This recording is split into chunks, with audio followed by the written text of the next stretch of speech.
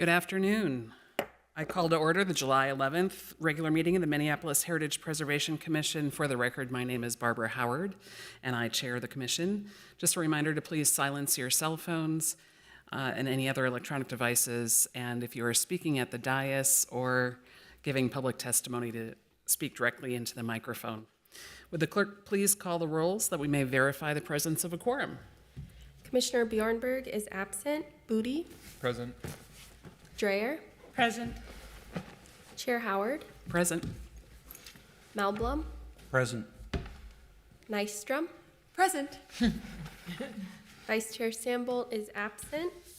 Maston. Present. Struthers. Present. Vandereyck. Here.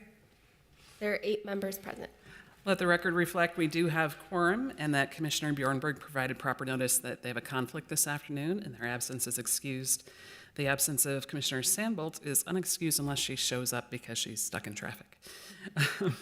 Our first order of business is to adopt the agenda for this meeting. We'll work from the agendas that are available over by the clerk. I'll go through the agenda and sort out any items to be withdrawn, continued to a further meeting, discussed, and which items to be put on a consent agenda to be approved as recommended by staff and without further discussion. Item number 4 is 89 10th Street South, Ward 7. This application is for a certificate of appropriateness. Item number 4 will be on consent unless someone wants to speak in opposition to or modify the staff recommendation. Item number 5, 611 Van Wyck Memorial Boulevard, Ward 5. This application is for a certificate of appropriateness. Item number 5 will be discussed. Item number 6, 1600 Hennepin Avenue, 1601 to 1604 Laurel Avenue, Ward 7. This application is for a certificate of appropriateness. Item number 6 will be discussed. So the proposed agenda. The consent agenda will include the following item. Item number 4, 89 10th Street South, Ward 7. Is there any opposition from commissioners to the staff recommendations for these items? Seeing none, is there anyone in the public that wishes to speak in opposition to this item? Hearing no opposition to placing item number 4 on consent, we will approve the consent item in one motion at the start of the meeting. The following items will have staff presentation, public comment, and commission discussion and action. Item number 5, 611 Van Wyck Memorial Boulevard, Ward 5. Item number 6, 1600 Hennepin Avenue, 1601 to 1604 Laurel Avenue, Ward 7. Commissioners, may I have a motion to approve the proposed agenda? Nystrom, so moves. Thank you, Commissioner Nystrom. Is there a second? Booty seconds. Thank you, Commissioner Booty. Any discussion? All in favor, say aye. Aye. Aye. Those opposed, say nay. Any abstentions? The agenda is approved. Our next order of business will be to approve the minutes from our June 20th, 2023 meeting. May I have a motion to approve those minutes? Nystrom, so moves. Thank you, Commissioner Nystrom. Is there a second? Maston seconds. Thank you, Commissioner Maston. Any discussion? Seeing none, all in favor say aye. Aye. Those opposed say nay. Any abstentions? Abstain. Thank you, Commissioner Struthers. The minutes are approved. Before I open the hearing to public comments, let me summarize the process. First, we will act on the consent agenda we just set. Once items on the consent agenda are approved, the commission is done with those items and applicants may contact the planning staff tomorrow for next steps. After the consent agenda items are approved, we will take each of the remaining items on the agenda in order. Planning staff will present its report and commissioners may ask questions of staff. Then I will open the public hearing and we will hear from the applicant, and commissioners may ask questions of the applicant. After that, we'll invite public comment. If you wish to speak, you need to do 2 things. You need to sign up on the sheet over by the clerk. If you haven't done this already, you can do so afterwards. And when you come up to testify, you must state your name and address for the record. Please keep your comments specific to the application before us today. If we have a lot of people to speak on an item, I'll limit comments to 2 minutes. I don't think that'll be an issue today. If you have materials to hand out, give them to our committee clerk so that they can be distributed to the commission and entered into the public record. After public comments are complete, I'll close the public hearing and commissioners will deliberate and act on the applications before us. I would like to note that Commissioner Sandbolt has arrived, as we expected. I will now open the public hearing on the consent agenda items. That's item number 4, 89 10th Street South, Ward 7. Again, do commissioners oppose the staff recommendation for this item? Seeing none, are there any members of the public who oppose the staff recommendation for this item? Seeing none, I will now close the public hearing on the consent agenda items. May I have a motion to approve staff findings and recommendations for this item? Nystrom, so moves. Thank you, Commissioner Nystrom. Is there a second? Second, Melblom. Thank you, Commissioner Melblom. Any discussion? Seeing none, all in favor say aye. Aye. Aye. Those opposed say nay. Any abstentions? This item is approved as recommended by staff on the agenda. Applicants may contact planning staff about next steps.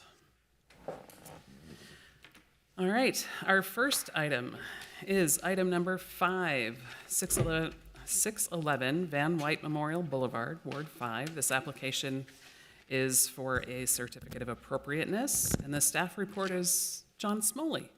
Good evening, Madam Chair, members of the Commission. My name is John Smoley, and I'm pleased to be before you this evening on behalf of your planner, Aaron Kay, to present a certificate of appropriateness application for Sumner Library, an individual historic landmark located at 611 Van White Memorial Boulevard.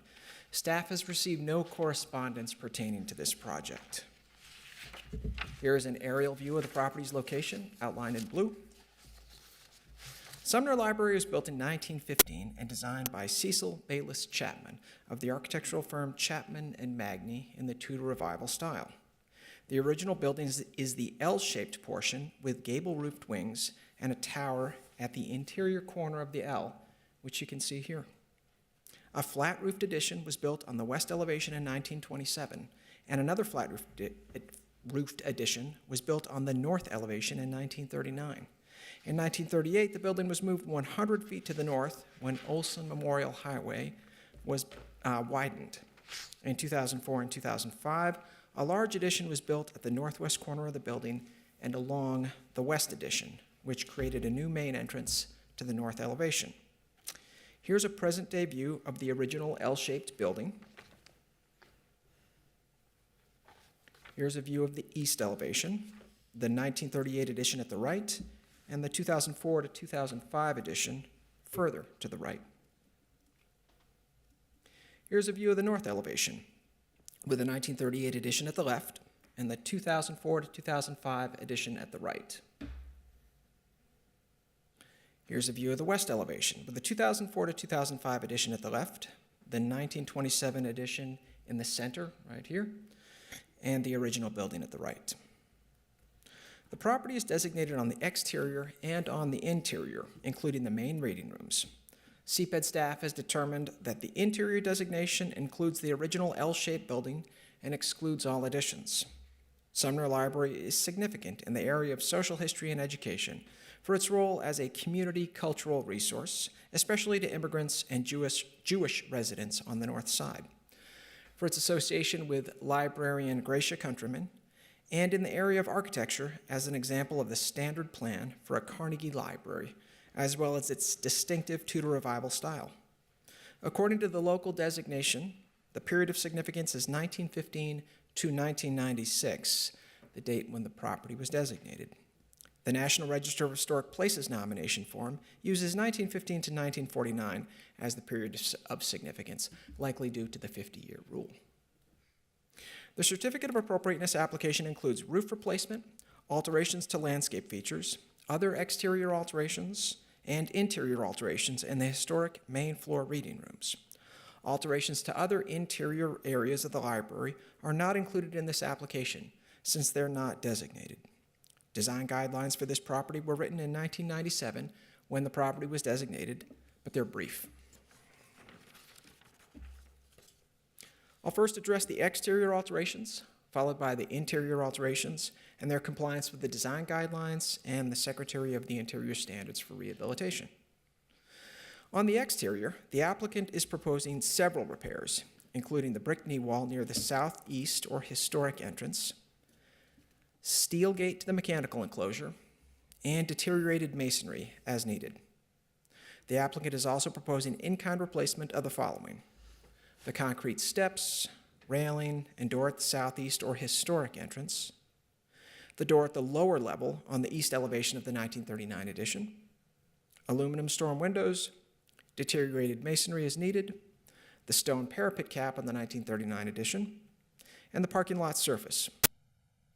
Staff finds that repair or in-kind replacement is appropriate to preserve these features and meet the standards. For documentation purposes, staff proposes conditioning that the applicant submit mock-ups and test patches for all masonry work to confirm existing masonry conditions and the appropriate treatment to address those conditions. The applicant also proposes to rehabilitate the historic wood windows and remove deteriorated paint on the wood fascia boards along the roof.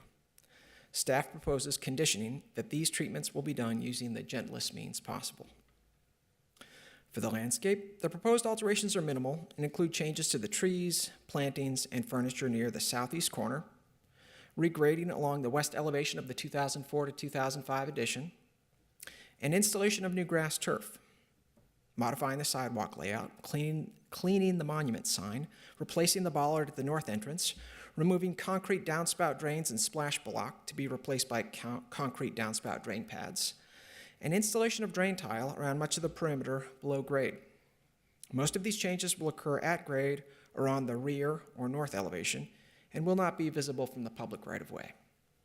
These landscape alterations will not detract from the historic character or character-defining spatial relationships of the property and meet the standards.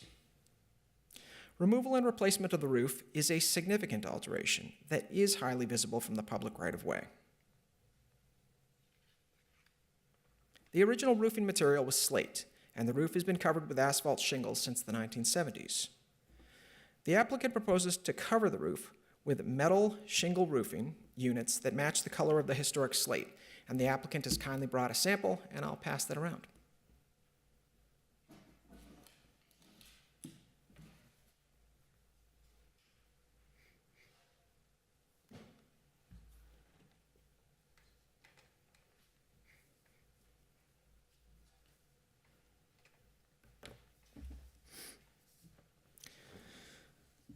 The applicant proposes to cover the roof with metal shingle roofing that you see before you. These units will match the color of the historic slate.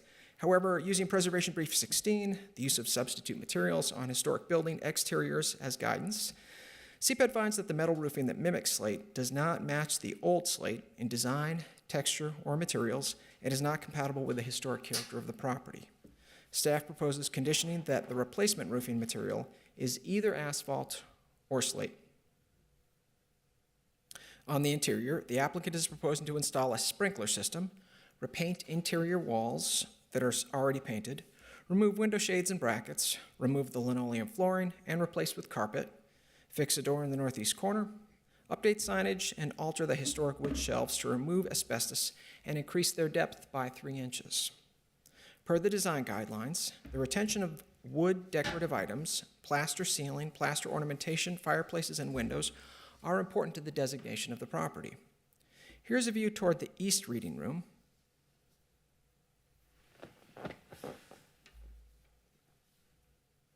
And here's a view toward the south reading room.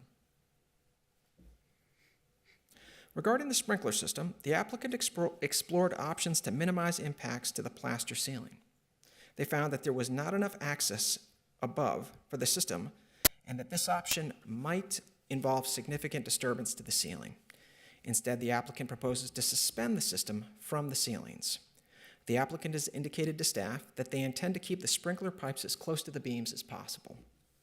Connections to the ceiling may include adjustable hangers off of a threaded rod. Staff proposes conditioning that the applicant should provide detailed fire suppression plans for review prior to the installation of the system in order to confirm that the design is compatible and minimally visible. Additionally, the sprinkler lines and heads shall be painted to match the ceiling color to minimize visibility. Finally, the historic wood shelves are considered character-defining features of the interior, and you can see some here in the background of this photo. The applicant would like to remove asbestos found behind the casebacks and extend the shelves by 3 inches to increase the functionality of the shelving. The applicant proposes to add wood strips to the rear of the shelves, which will minimize visibility of the alteration. Staff proposes conditioning that the species or finish of the wood strips should be differentiated from the original shelving so that they're understood to be additions while also maintaining their compatibility. For these reasons, CPAD recommends that the Heritage Preservation Commission adopt staff findings and approve the certificate of appropriateness to replace the roof, alter landscape features, conduct other exterior alterations and interior alterations in the historic main floor reading rooms of the Sumner Library, an individual historic landmark located at 611 Van White Memorial Boulevard, subject to the following conditions. Number 1, the roof shall be replaced in kind with asphalt shingles or with slate, as was originally installed on the building. Number 2, the applicant shall submit fire suppression plans and sections to staff for review and approval prior to installation to ensure the sprinkler heads and lines are compatible and will not detract from the character-defining features of the room. The sprinkler heads and lines shall be painted to match the ceiling color. Number 3, cleaning of the historic wood windows and paint removal of the decorative fascia boards will be undertaken using the gentlest means possible. Number 4, the applicant shall submit mock-ups and test patches of all masonry work, including repointing, masonry replacement, and masonry patching, to allow for staff to review and approve these changes prior to the commencement of work. Number 5, 3-inch strips added to the rear of the existing historic shelves to increase shelf depth will be differentiated from the original wood in either species or finish, and the 2 standard conditions of approval that you're all quite familiar with. This concludes my presentation. I'm happy to stay for questions, and the applicant is here and would like to make a presentation as well. Thank you for that report. Commissioners, other questions for staff? Commissioner Sandbolt. Thank you, Chair Howard and Dr. Smalley for your presentation. My one question is on condition number 2, you're asking that the sprinkler lines and heads shall be painted to match the ceiling color. This image is perfect example. Are you asking that it matches the plaster or the truss, the wood trusses? Madam Chair, Commissioner Sandbolt, the plaster.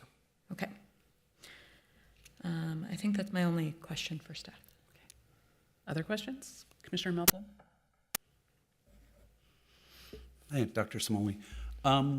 Where, I couldn't quite tell from the drawings when I looked through them, and I was just paging through them again, where exactly are the sprinkler lines going to go? Are they going to go below the bottom beam of the truss, or are they going to go up within the cavity of those trusses? There was a plan sheet, or Madam Chair, Commissioner Melblom, there was a plan sheet on this. I'm not sure if it provided sort of a reflective ceiling plan. Let me pull those up and we can take a look. I wonder if the applicant team knows offhand maybe the plan sheet number that I should be looking at. Thank you. Yes, Ms. Burke? Chair Howard and Commissioner Melblom, John, I can answer this question. Yeah, thank you. There are not detailed plans for fire suppression yet as to where they'll go. Specifically, from what we understand from the applicant, and they can maybe provide more clarification, there's just a concept of where it's planned at this point, hence why the condition was added to submit plans for review and approval to detail specifically where they will be placed and how far down. But our understanding is that, I was going to refer to the picture, but that they'll hang down from the vertical beams. Yeah, I think he might have it there. Sorry, the longitudinal ones that they'll be placed on. But that may be a question that you can ask the applicant for clarification on when they present. Thank you.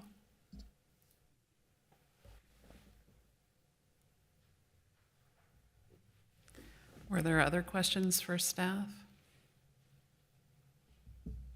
I just want to confirm that I heard correctly that the asphalt shingles date to the 1970s. Madam Chair, that's correct. And- The asphalt shingles were installed in the 1970s. If they've lasted this long, we should promote that company offline. But that's when the But- slate disappeared. Right. Okay, and our period of significance goes to 1996. That's correct, Madam Chair. Okay, thank you. All right, seeing no other, Commissioner Mulblin. I do have a question about that because it said in the report, or sorry, Dr. Smalley, I do have a question about that. It said in the report that the period of significance went to 1946, but it also said 1949. Could you explain that? Because I didn't quite understand the... Commissioner, or Madam Chair, Commissioner Melblom, my understanding is that the period of significance for the National Register nomination as opposed to the local nomination was different due to the National Register's 50-year rule, where properties, unless they have exceptional importance, typically have to have at least 50 years between the time they've been designated and the time that their period of significance ends. The city of Minneapolis has no such standards, so our period of significance ended in 1996 for this particular property, which was the year during which the Sumner Library was designated locally. And so as a follow-up question to that, is the use of asphalt shingles being allowed because they were on the building since 1970, or would you otherwise be allowing asphalt shingles to be installed on a building that initially had slate shingles? Madam Chair, Commissioner Melblom, that's a great question. I think it's safe to say yes to both. Since the historic materials are missing, we would allow the replacement of these non-historic materials that were compatible enough to get the property designated back in 1996. At the same time, I think it's safe to say, too, that generally speaking across our historic districts, composite asphalt shingles, whether architectural or 3-tab, are generally viewed as compatible to, in terms of the property's historic character when historic materials like wood shake or shingles or slate have been lost. But those determinations are made on a case-by-case basis at the time designations occur and integrity is analyzed. And Dr. Smalley, is that usually because the slate would cost so much more, or is the sensibility of staff that the asphalt shingles really do have a similar enough visual integrity? Madam Chair, Commissioner Melblom, that's a good question. Honestly, the proliferation of asphalt shingles for so many years now, I think.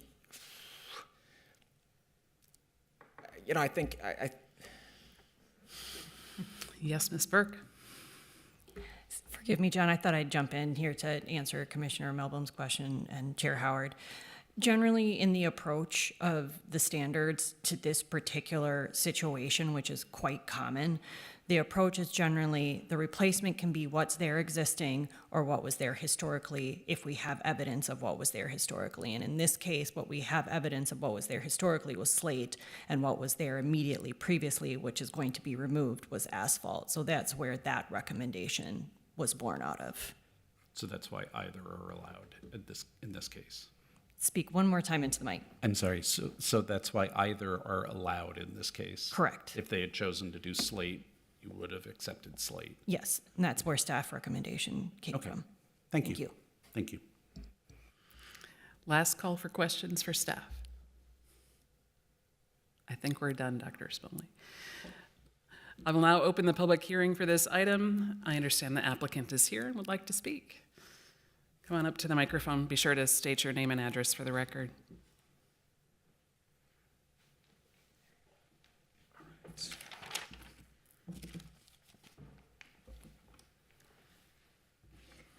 Hi, my name is Chris Lobbs. I'm a project architect with LSC Architects, which is located at 1401 Glenwood Avenue in Minneapolis. I think I should say my name. And I'm Nicole Bachnight, project manager at LSC Architects. And we would like to thank Dr. Smalley for presenting on behalf of Aaron. And in general, we are happy to agree to all of the conditions that were laid out in the staff report, with the exception to the roofing. And there's a couple of reasons that we have looked at this roof. For one, the roof itself dates, the one that's physically there, back to 2004. And it very prematurely failed. And so we're not sure if it's just because of the installation. But additionally, we feel the fact that the building was originally slate, we would like to move to something that potentially better represents what was once there rather than something that was replaced in the 1970s. The building itself, the previous renovation was a very good steward, we believe, of the historic fabric that was there, but renovations before that have removed a lot of it.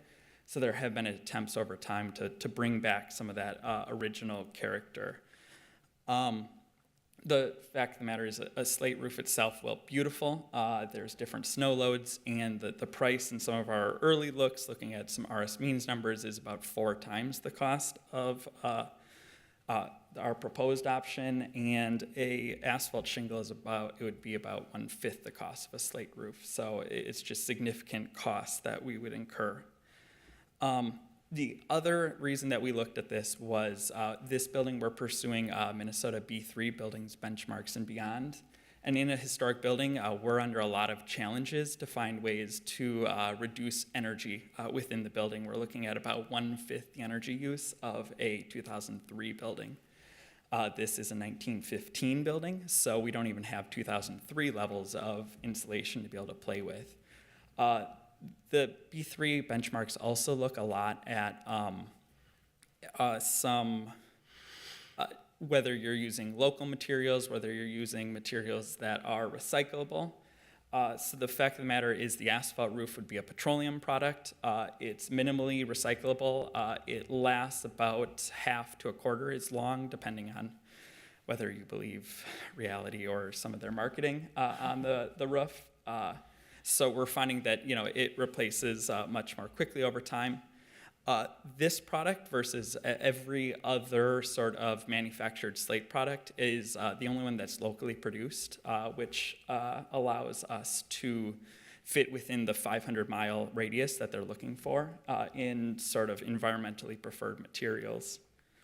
And finally, the product itself is effective in urban heat island mitigation. So a traditional asphalt roof is a major component in that, and the Hennepin County's climate action puts this as one of the most vulnerable areas in the entire county and in the city of Minneapolis. And on top of that, this building is what they call a cooling center, so a place where they're telling people to come because of their home potentially not being at the proper temperature, and so for potential health needs. One thing as we looked at the staff article, or staff recommendations that we wanted to propose as one potential change would be, they do make one that comes in a slate look. So it's, yeah, if you want to pass it around. And so we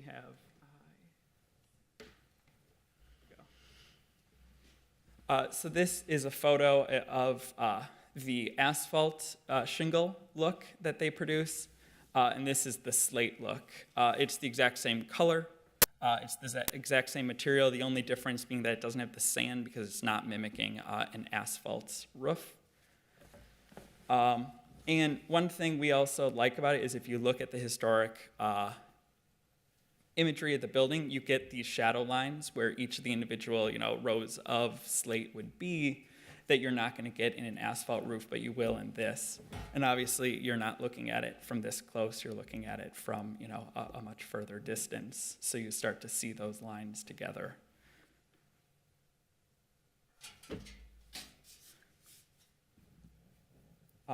And one other, just to reach the point about the sprinkler system, our goal is to have it within 1 foot of the plaster, any more than that, and we would have to have extensions onto it, so it just expands how visible that system is in the space. So we want to keep it as close to the ceiling as possible.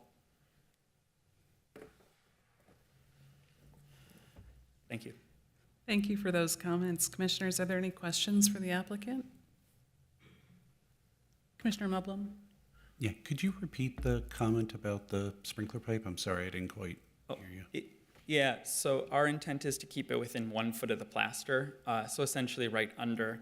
And I can't remember now. We do have a detail in our set that I believe was submitted on A455 that shows our intent to keep it essentially directly under the the truss, the top chord of the truss, so within it. And our intent is to paint it the same color as the plaster so that it disappears as much as it possibly can. Yeah. We did look at running it up in the ceiling, and not only is there enough space, but there's also the walls being masonry. We would have had to run the pipe exposed along the wall. So we feel that this is a more minimal intervention. Yeah, I would agree. Thank you for finding that and pointing that to me. I did not see it. Other questions for the applicant? Seeing none. Let's see, where am I in my script? Okay, are there members of the public that wish to speak for or against this application? Please step forward and state your name and address for the record. I think we're done. Seeing none, I'll close the public hearing. Commissioners, let's discuss. I appreciate you bringing in the samples. That helps immensely when looking at alternative materials.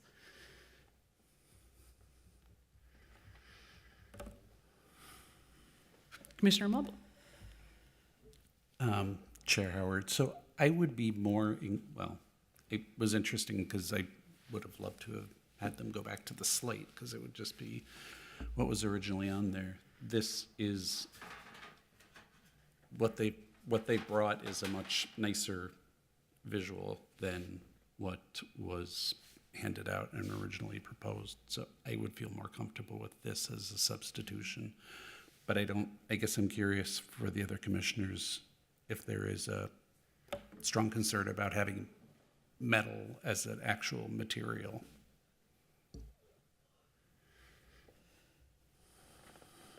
Commissioner Samble, Vice Chair Samble. Thank you, Chair Howard. I agree that in looking through the product data that was in our report, I saw subtle differences in the images of the metal roof that had me kind of concerned because I think that it does depend a little on the option, and I really appreciate that the team brought in that second sample because I do like the slate stamp pattern and the stone color in the images. It seems to me to be a better replication of the slate. I do appreciate the argument about the materiality from a sustainability standpoint, and I really think that our guidelines in this regard can be a little outdated. Obviously, our intent would be to restore historic material whenever that is kind of feasible.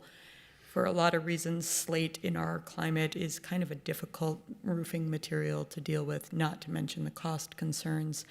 I personally feel that a metal roof would be an acceptable replacement material, both from a sustainability standpoint. The original slate is gone. I don't feel like the asphalt shingles are a great replication of a historic material, and I don't feel like they're necessarily the best fit from a historic character of the building. So my opinion is that the material proposed would be acceptable to me, but I would love to hear more opinions from the rest of the commission. Thanks, Vice Chair Sambolt. I'm going to be contrary here because I've been studying alternative materials for the last several months. I have concerns about the metal. And the reason why I asked about the asphalt is because that asphalt did go up during the period of significance. And so the use of asphalt is a historic character-defining feature of this property as it was designated locally. I think that the stamped materials, while it looks better than the one that had the sandy grit on it, I still think it looks too regular to be like slate. I also think it's too shiny. And when it comes to alternative materials, the Secretary of the Interior looks to the appearance of the material. I completely appreciate the green effort that you're looking for here, though, and I understand all of the points you laid out related to that.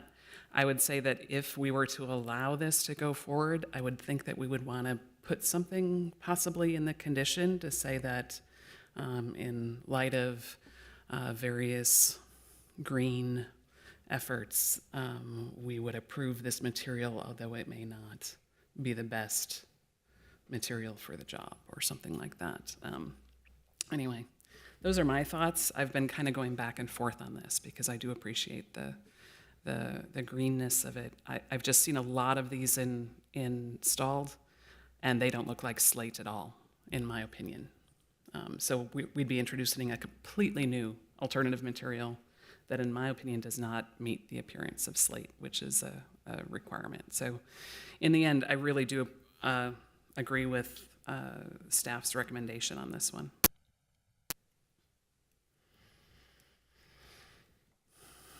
Commissioner Maston. I tend to agree with Chair Howard.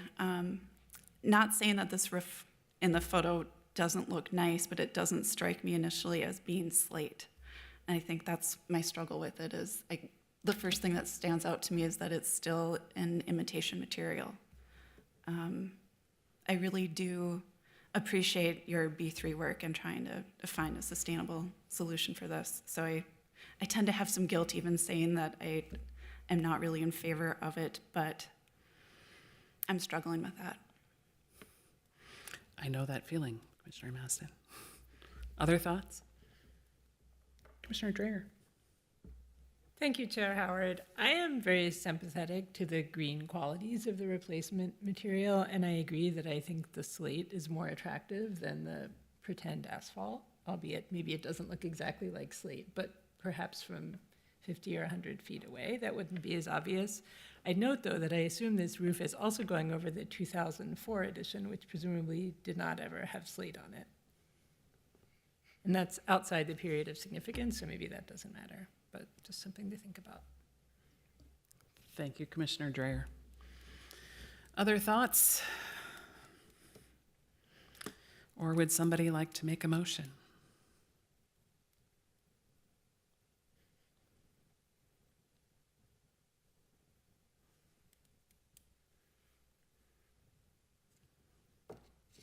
Vice Chair Samble.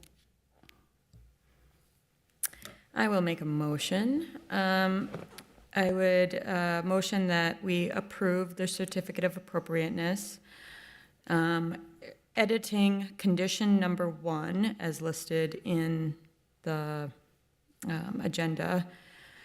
Actually, I'll just say striking condition number 1 and replacing it with the language, the roof shall be replaced with a metal roof in the slate stamp pattern and stone color in light of environmental considerations and sustainability of the material, period.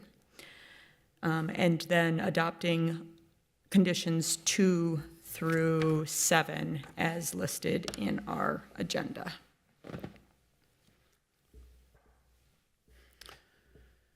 Thank you, Vice Chair Sambolt. Is there a second? Booty second. Thank you, Commissioner Booty. Any further discussion? Seeing none, will the clerk please call the roll? Commissioner Booty, Aye. Chair Howard, Aye. Commissioner Dreyer, Aye. Maston, Nay. Melblom, Aye. Nystrom, Aye.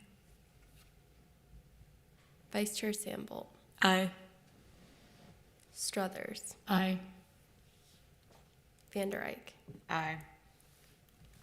There are 8 ayes and 1 nay. Thank you. That motion passes. Our next item is item number 6, 1600 Hennepin Avenue, 1601 to 1604 Laurel Avenue, Ward 7. This application is for a certificate of appropriateness. And before we go to the staff presentation, I have a couple commissioners who'd like to make a recusal. Commissioner Struthers. On this matter, and so I will leave the meeting and not participate in the decision. Okay. Thank you, Commissioner Struthers. Commissioner Maston. I will be recusing myself as well. Thank you, Commissioner Maston. The staff report is presented by Dr. John Smoley.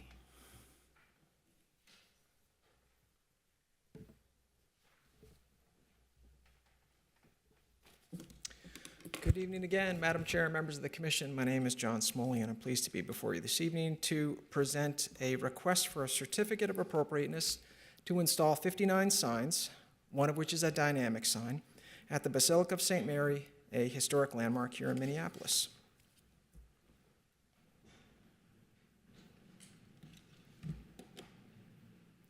The subject property consists of 3 tax parcels situated at the southeast corner of Interstate Highways 94 and 394. The Basilica of St. Mary is a Roman Catholic church, significant for its classical revival and Baroque revival architecture, and its association with the religious efforts of the Catholic Church administered by Archbishop John Ireland. The current proposal affects all 3 parcels of the church campus. The exterior of the buildings, as well as the basilica's interior sanctuary, are protected by the local landmark designation. The applicant proposes to install 59 signs, one of which is a dynamic sign, and retain 10 existing signs, implementing a comprehensive signage system for the church campus. These include 10 freestanding signs, and here you see a typical example of these signs, a freestanding sign, comprised of painted aluminum, typically with push-through acrylic letters through that routed openings, or applied vinyl graphics. They're also proposing 45 new wall signs, and here you see a typical example, also made of painted aluminum with push-through acrylic letters or applied vinyl graphics. They're proposing to replace one existing wall sign and install a set of banners, 18, that would be 18 inches by 36 inches maximum, and installed on light posts around the church campus itself. They're also proposing 1 monument sign with 2 dynamic sign panels on either side of it. In terms of public comment, staff has received 1 letter from the neighborhood group in support of the proposal. And staff finds the proposal meets the Heritage Preservation Regulations Certificate of Appropriateness findings, with 1 exception. Notably, 2 dynamic sign panels, again on both faces of this monument sign, are proposed to replace the existing changeable copy sign panels of the same size. They'll both be 60 by 45 inches, and you can see the existing manual changeable copy sign panel on the left in this image. And this will be replaced in the existing stone monument sign, which is proposed to be raised in height by 2 feet to 7 feet total, and this sits along Hennepin Avenue. The applicant states in their application that the digital display panels will improve the sign's visibility, make them easier to update, and attract more visitors to the Basilica through publication of outreach, religious, and cultural programming information. A specification sheet for the proposed dynamic panels indicates their 10mm pixel pitch will permit them to display vibrant images, though it's not the resolution of ultra-high definition televisions standard in today's media market, whose typical pixel pitch is well below 1mm. Nevertheless, these dynamic sign panels are not in compliance with the Heritage Preservation Commission's recently adopted and updated design guidelines for on-premise signs and awnings. In particular, Design Guideline 8.1 states that dynamic signs and dynamic changeable copy signs are not permitted. Dynamic signage allows a panel that resembles a television screen in its ability to rapidly change appearance to limitless possibilities. This function is not in keeping with the historic character of the landmark, completed well over a decade before the first publicly available television broadcast, and long before the advent of outdoor dynamic LED sign technology. For these reasons, staff recommends the project be conditioned to ensure dynamic sign panels, like the one you see before you, also 10mm in terms of its pixel pitch. We recommend that the dynamic sign panels not be permitted.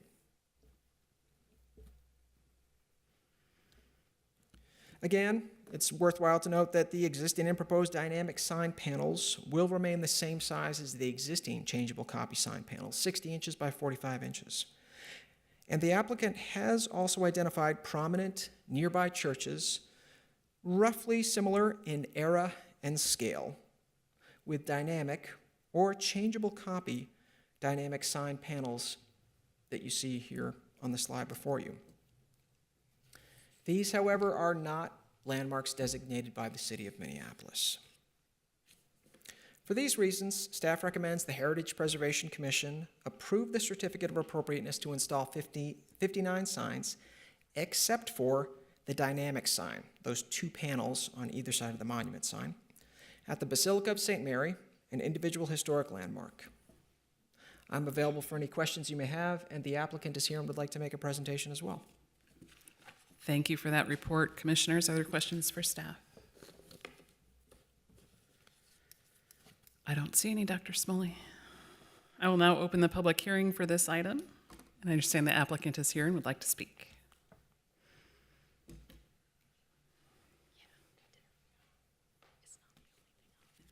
Okay.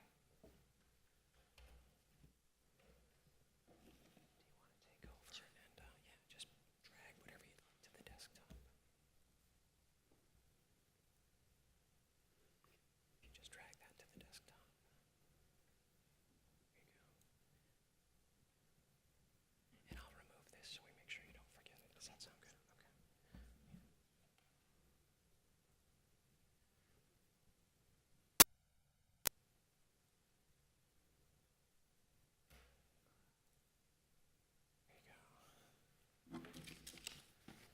Okay. Apologies. Thank you for bearing with us. My name is Laura Fauché with HGA, and my address is 2058 St. Anthony Parkway in Minneapolis. And I have with me today Ellen Odegaard from HGA, who is a graphic designer who worked on the signs, and also May DeSerre from the Basilica of St. Mary, who worked with us on the design of the signs. And May is going to speak a little bit first about the need for the signage package overall. So, thank you. Good evening. I'm May DeSerre. I live at 413 Walker Drive in Badness Heights. As my home address, the Basilica address is 1600 Hennepin Avenue. Thank you to the Commission for having us here this evening, and thank you, Dr. Smalley, for recommending the approvals for the signage. Improving the signage at the Basilica has been a goal for our campus for many years, and the improved signage will really help with wayfinding and accessibility. And we really want to invite and welcome the community into the Basilica. We have a number of concerts, art exhibits, ministries, and services that are open to the community. And the improved signage is really necessary to help visitors access these buildings. The monument sign at the front of the Basilica is key for awareness and to help visitors locate the building. And we want to thank you for not opposing the height of the sign. This will really help with visibility because the snow accumulates in front of it, and so that will really help.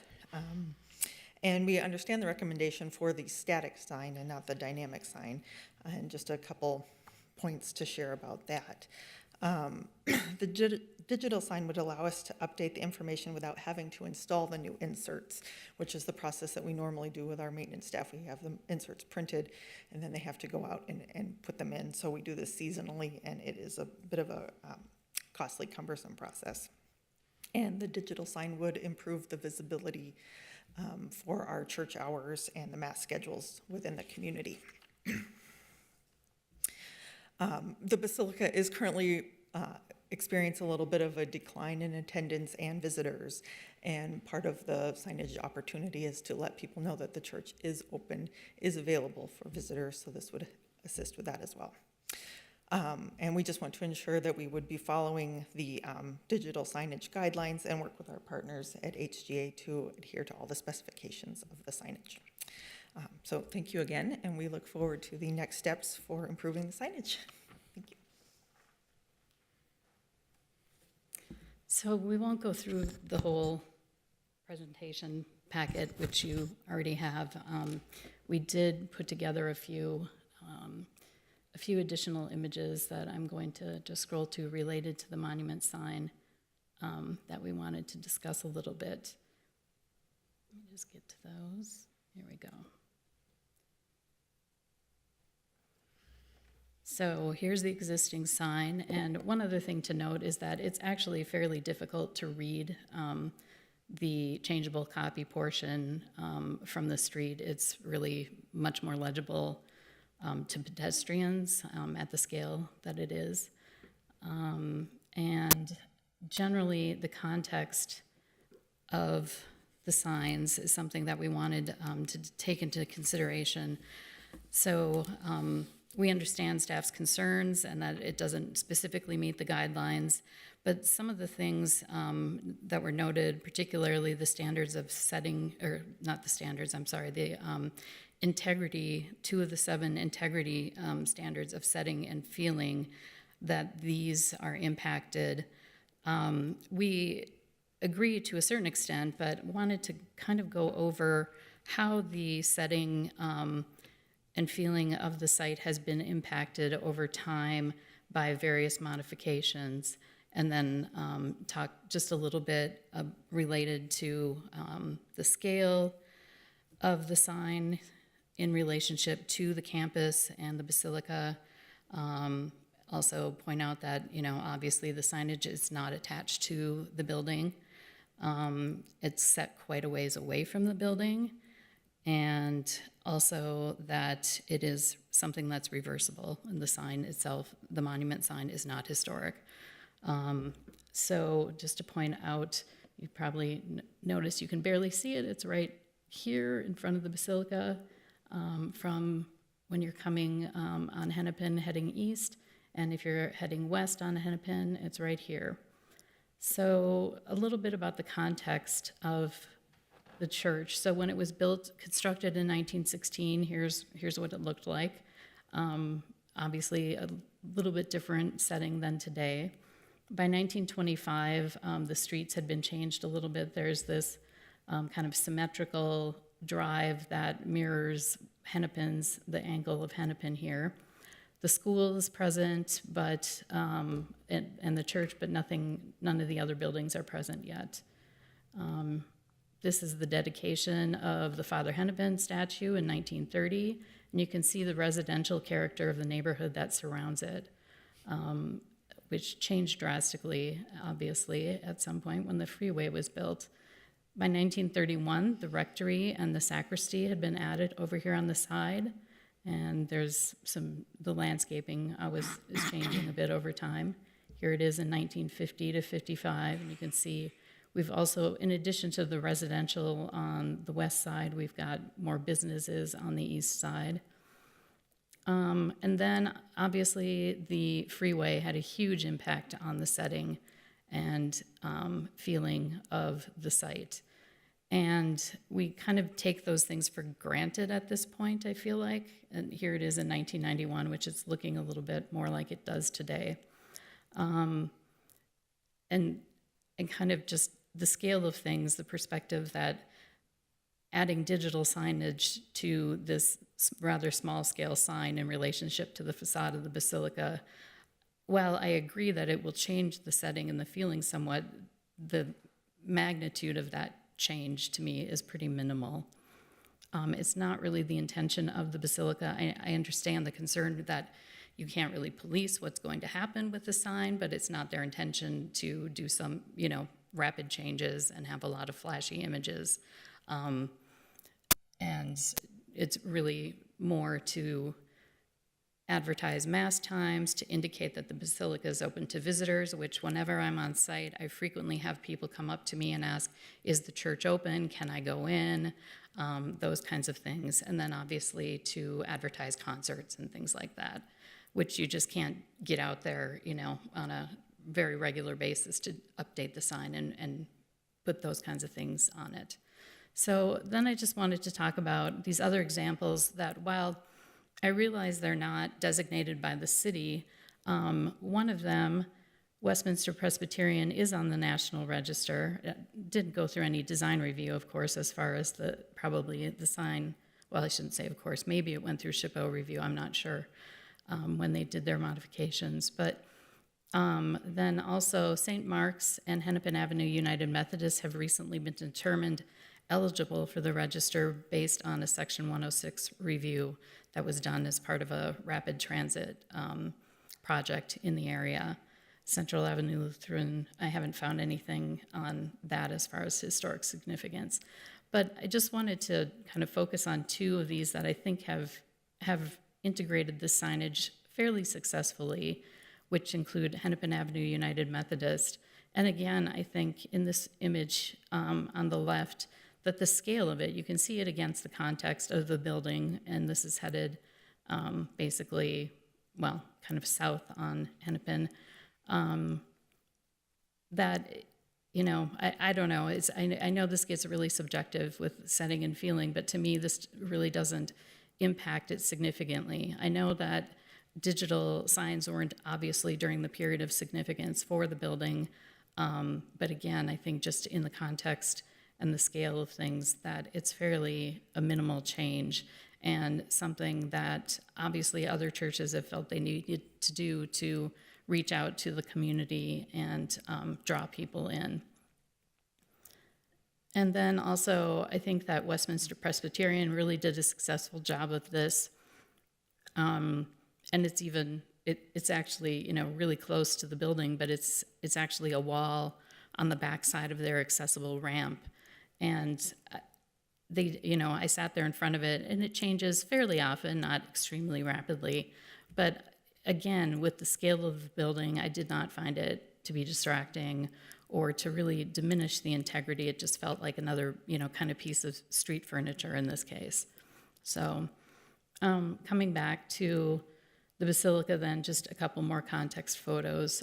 This one a little bit closer, showing the banner signs as well, but just gives you an idea, again, of the scale at a little bit closer proximity. So that's basically it, and we're happy to answer any questions about the monument signs or about any of the other signage that was included as part of the package. Thank you for that presentation. All right, thanks. Commissioners, other questions for the applicant? I don't see any. All right, great, thank you. Are there any members of the public who wish to speak for or against this application? Seeing none, I'll close the public hearing. Commissioners, let's discuss.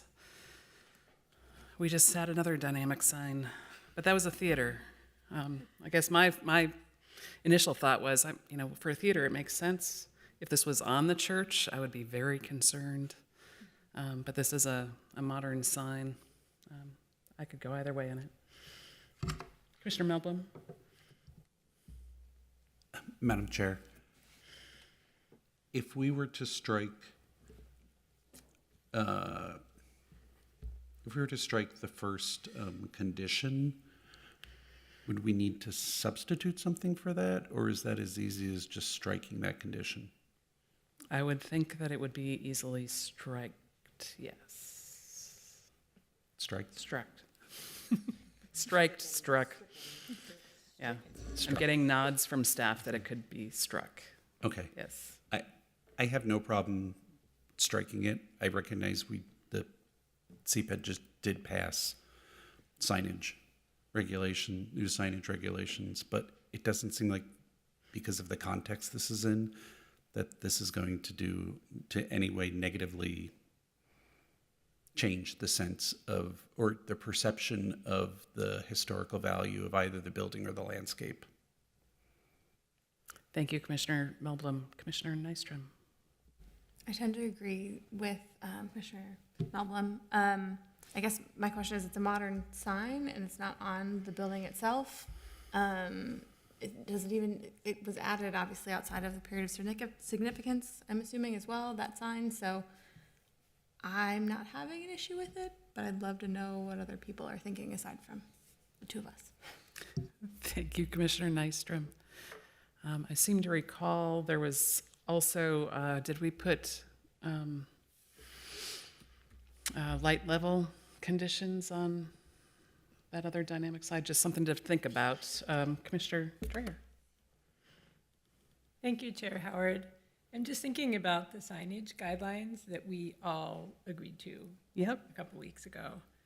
And we could potentially write a condition to stop animation and to set light levels, but as we noted in the previous case, there's no enforcement possibility for those, so it's sort of meaningless to do so.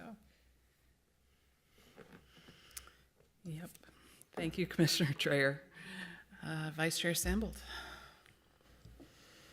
I agree with other commissioners' sentiments that I feel like in this condition and as proposed, both from a sign size and also the location, I feel that Laura and team made a good case that this isn't going to detract from the overall historic character of the property. I do continue to believe that our design guidelines, and they're called guidelines for a reason, are well written, and I think to have in there that dynamic assigns aren't appropriate does allow us the ability to look at them on a case-by-case basis, which I think is very important, because if we were putting a big 10-foot by 20-foot dynamic sign across the front of the basilica, I think all of us would want to have an ability to provide some feedback on that scenario, but that's not what's being proposed here, and I do think what's being proposed here is appropriate and thoughtful, and so I am in agreement with striking condition number 1. Also, to the point of the one that we recently approved, and we did at that point recommend that the light levels match the existing condition, which I think was in light of the fact that that was a theater with a lighted sign that existed. I think that was a different condition. I'm not apt to put similar kind of regulation on this sign, just because I know it's hard to enforce, especially in a condition where we don't have an existing kind of condition to try and match. So those are my thoughts on that scenario. Thank you for sharing those. Other thoughts, or would someone like to make a motion? Commissioner Moldblum. I'll make a motion. Before I make a motion, though, I would like to say that I think the signage package is very handsomely done, so thank you. So I'd like to make a motion that the commission accepts the recommended motion. The Heritage Preservation Commission approves the certificate of appropriateness to install 59 signs, one of which is a dynamic sign at the Basilica St. Mary, an individual historic landmark, subject to the following conditions, and that we strike condition 1 and we keep conditions 2 and 3. Thank you, Commissioner Moldblum. Is there a second? Nystrom seconds. Thank you, Commissioner Nystrom. Any further discussion? Seeing none, would the clerk please call the roll? Commissioner Booty, Aye. Chair Howard, Aye. Commissioner Dreyer, Nay. Melblum, Aye. Nystrom, Aye. Vice Chair Sandbolt, Aye. Van Der Eyck. Aye. There are 6 ayes and 1 nay. Thank you. That motion passes. And that concludes our public hearing items. Do staff or commissioners have any announcements or commission business to discuss? And we'll start with staff. Thank you, Chair Howard. Andrea Burke, Supervisor for the Historic Preservation Team in CPED. I have a few announcements. The July 25th HPC meeting has been canceled. Our next meeting will be on August 8th. The Washburn Fair Oaks design guidelines are up for public comment on the city's website until July 30th. So we are receiving those at the moment, and then we'll collect those comments following, and staff will decide how to process them, whether or not there are any additional changes we may make to the design guidelines. All of this will happen in advance of bringing it before you as a discussion item. We did receive 2 appeals from the June 20th HPC meeting for the demolition of 5005 Lindell Avenue South, as well as for the signage at the Uptown Theater. So those will be going to the Biz Committee on July 25th. And then the last announcement is, with our cancellation of the July 25th meeting, this will be Commissioner Dreyer's last meeting. So thank you very much. I know I will let her speak for what her future plans are, but thank you very much for joining our commission and for your perspectives and your discussion and comments. We have enjoyed having you, and wish you the best of luck going back out east. Thank you. And yeah, some of you, but probably not most of you, know that I'm moving to Virginia in August. So a little bit unexpectedly, but I've really enjoyed working with all of you for this year and hoping to continue similar work out east. So thank you. Thank you, Commissioner Dreher. I'm really happy to have shared some time on the dais with you. I'm glad that you became part of the commission and you've brought some good perspective that many of us don't have, which is always a good thing. Ms. Burke, is there anything else from the staff side? No further updates, thank you. Okay. Any other staff announcements? Or commission announcements? One or the other? No? Okay, with that, we've completed all items on the agenda for this meeting. I'll ask members and staff one more time if there are any other matters to come before the meeting. There being no other business to come before the meeting and without objection, I will declare the meeting adjourned. The next regular meeting of the Heritage Preservation Commission is August 8th, 2023. Thank you, everyone.